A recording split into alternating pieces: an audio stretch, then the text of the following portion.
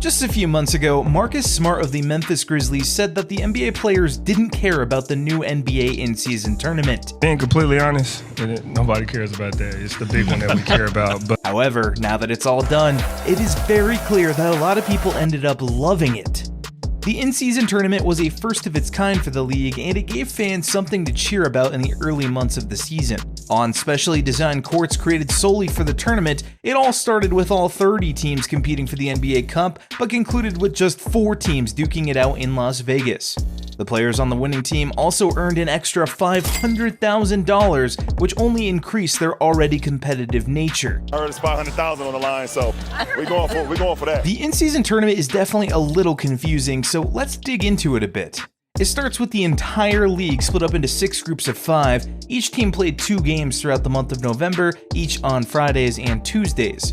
Those special games counted toward regular season records, but they also contributed to their point totals within their specific groups. Winners moved on to the second round along with a wild card team from each conference. Okay, so now we have 8 teams, and those teams were now playing in a win or go home format. It was the Lakers versus the Suns, the Kings against the Pelicans, the Bucks against the Knicks, and the Pacers against the Celtics. LA extinguished the Suns, New Orleans chewed up and spat out Sacramento, Milwaukee made mincemeat out of New York, and the Pacers raced past the Celtics. And that led us to the quarterfinals, where things really got interesting. This is when most people truly started to pay attention to the tournament, which was exactly what the NBA wanted. East versus West, Pelicans versus Lakers, and Pacers versus Bucks. Each of these teams had a lot to prove at that point, as the Lakers were trying to show that age and inconsistency weren't slowing them down, and the Pelicans were desperate to prove that they could again be one of the best teams in the West and that Zion Williamson was still a dominant player. As for the Bucks, they were just trying to slow down the explosive surge of the Indiana Pacers. For the last few weeks, the Pacers had been tearing it up in the in-season tournament, mostly because of the strong work of Tyrese Halliburton. As we all know, the Pacers usually don't get a lot of time in the limelight, but they were soaking up every second of attention and were thriving. Right out of the gate, the Pacers made it clear they weren't going down without a fight. They got off to a 4-0 lead, and Halliburton was getting buckets from his spots. But this is the Bucks we are talking about, and the new duo of Giannis and Damian Lillard had something to say. When Lillard was signed to the team in the summer, hopes became sky high for Milwaukee. Many fans feel that they could be the best team in the league, and they are eager to prove that. To them, the in-season quarterfinals was a chance to do just that. Throughout the game, there was a back-and-forth trade-off for the lead, but Milwaukee led after the first quarter. The problem for Milwaukee was that Lillard had gone ice cold. He in fact scored 0 points in the first 12 minutes. Giannis was doing his best and had to put up 10 points in the opening quarter, but the team wasn't going to go far if Dame time didn't start ticking.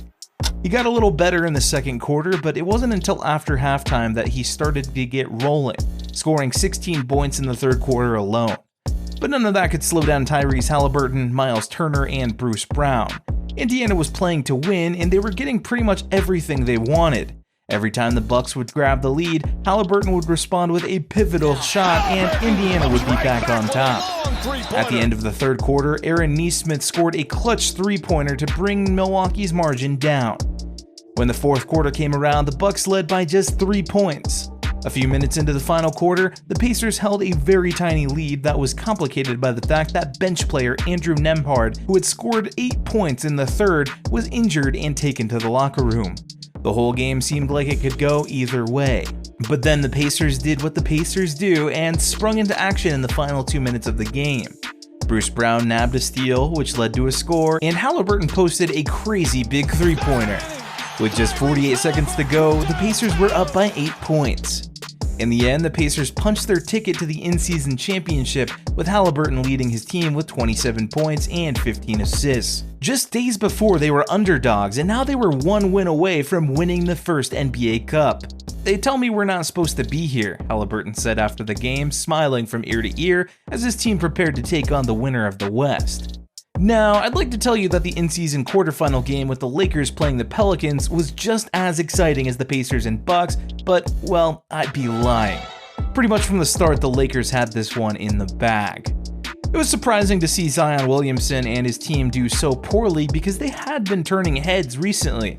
Maybe it was the long flight from Louisiana, or maybe it was the bright lights of the Vegas Strip blinding them. But the Pelicans basically fell apart during the game. Brandon Ingram only scored 9 points, just like CJ McCollum, and of course, Jonas Valanciunas. And Williamson had people talking about him for all the wrong reasons with his 13 points and only 2 rebounds. He's supposed to be one of the best big men in the league, so why was he having so much trouble slowing down the Lakers? Well, that was mostly because of LeBron James putting on a clinic. He looked about 15 years younger during the game against New Orleans. His most shocking moment of the night came in the second quarter when he shot a wild three-pointer from the logo and it went in. The reaction from the crowd, the commentators, and the bench said it all. How can this guy be playing like this at 38? This one wasn't even close, and the game was basically over when the fourth quarter began. By the time the final buzzer sounded, the Lakers' starting five were all resting because the Lakers were sailing to a win. Because of the heroic work of LeBron, Austin Reeves, Anthony Davis, and the rest of the team, the Lakers won by 44 points. This game reminded people that despite their ages and their injuries, the Lakers really still might have what it takes to reach the playoffs again. When everyone is healthy and LeBron is playing like that, can anyone stop this team? Following the match, a lot of people were in shock, including Shaquille O'Neal, who just couldn't understand why Zion was having such a hard time rebounding. Just doesn't have that look, and he doesn't rebound. He does not rebound. It was all over for the Bucks and Pelicans, and it was now time for the Lakers and Pacers to battle it out to claim their very first NBA Cup. Both teams had a lot of momentum heading into the in-season championship, and everyone knew it was going to be a statement game, with both the Lakers and the Pacers trying to prove and say something. The Pacers were trying to let the world know they had arrived, and the Lakers were trying to let them know that they had never left. Right away, the Pacers made it clear that their number one offense would be making life hard for the Lakers. They scored the first points of the night with a smooth three-pointer from Buddy Hield, but then something interesting happened just a couple of minutes into the game. Anthony Davis fought his way into the paint, retrieved the ball, and put up a strong dunk. That was just a taste of things to come. The Pacers made it close at times, but one thing became abundantly clear just moments into the game. Anthony Davis was feeling good. The big man was making it happen all over and would ultimately have 41 points and 20 rebounds. He was looking like an MVP and the best defender in the league. Davis held Miles Turner, who was so dominant against the Bucks, to just 10 points in the entire game, and Tyrese Halliburton wasn't able to light up the scoreboard like he usually does, scoring 20 points and 11 rebounds. Multiple stars were shining bright for the Lakers, with LeBron making 24 points and 11 rebounds, and Austin Reeves having his best game of the season with 28 points too. But it was really Davis's game, and he couldn't be slowed down. We got a version of him that we rarely see, and at one point he was pounding his chest and shouting into the crowd, who was rapidly rooting him on. The Pacers brought it close several times, but the Lakers reigned supreme in the end with a definitive 123-109 victory. They didn't lose a single game in the in-season tournament and added yet another piece of hardware to LeBron James' collection. When NBA Commissioner Adam Silver gave out the MVP trophy, he said it was going to a man who, frankly, there's nothing else to win in this league. That's right, LeBron became the inaugural in-season MVP. Records will be broken, but one thing that will never be broken is being the first to do something, LeBron said after receiving his trophy. That's the truth. The in-season tournament was a resounding success, and it's definitely here to stay, but it'll be hard to top this first one.